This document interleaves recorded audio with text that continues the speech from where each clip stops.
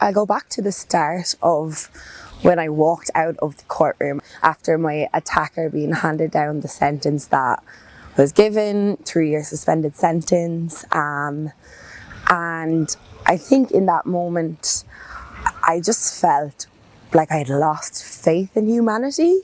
I just felt completely discarded of, ignored, attacked by the judge, by the character reference given by a commanding officer in the army. It was just a truly debilitating experience. And when it happened, you know, when something like this happens to you, and please God forbid it ever does, but you know, if you find yourself in a situation like this, like I did, I had no idea what it was truly like for any victim. You don't realise how bad it is until you experience it firsthand.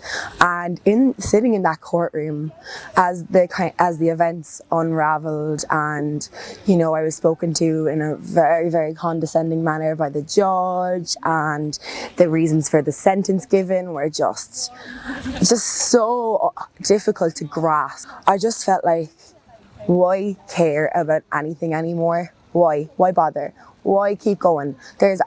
My life had been turned upside down from what had happened to me.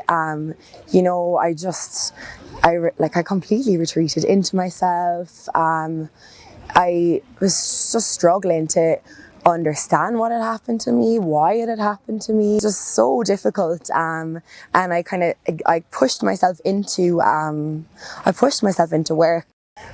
But it was a really, really difficult time for me, because I just wanted to get on with my life. I just wanted to make a difference. I just wanted to be the bubbly person that I used to be, the outgoing and very the active girl that I used to be. And I was trying to force myself to be that person, but I couldn't be anymore. And so I just completely plummeted, and I had to leave everything. And you know, I haven't been working for an entire year now, because I've just been trying to pick up all the pieces and figure out what to do with myself, with my life, how to move forward.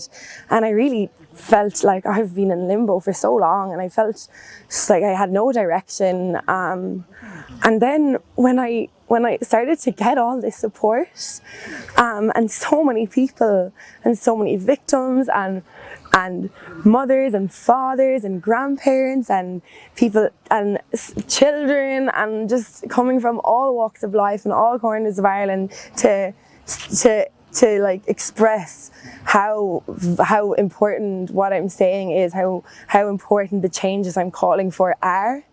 The stand I've taken, it just gave me this new sense of purpose that, you know, I was trying to find since my attack and since all of that had happened. And you know, I feel the circumstances that have led me to be here with the platform that I have now are it's something I wouldn't wish on anyone.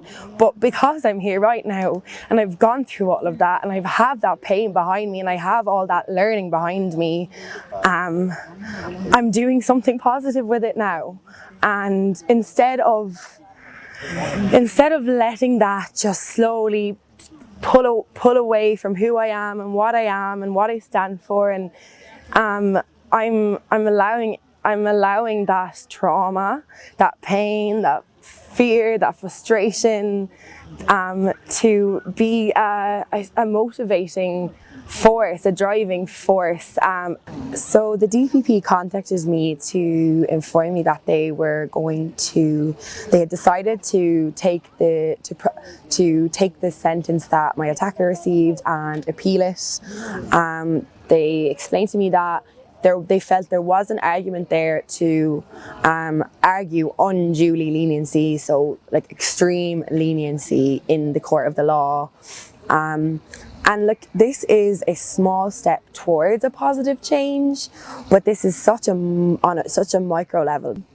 What would be great was if there was zero tolerance in our society to violence, because perpetrators may think twice about doing that if they knew there was going to be repercussions and consequences. I've been overwhelmed with victims coming forward, explaining to me what happened to them, their attackers, their abusers walked free or got a slap on the wrists, like very, very minimum, like 3 months for something atrocious. And I just wonder, what is wrong with the law that I'm such a lucky person to have my sentence appealed, and so many didn't get that opportunity. So many people were so unfortunate. I don't think I'm fortunate to have my attacker's sentence appealed at all.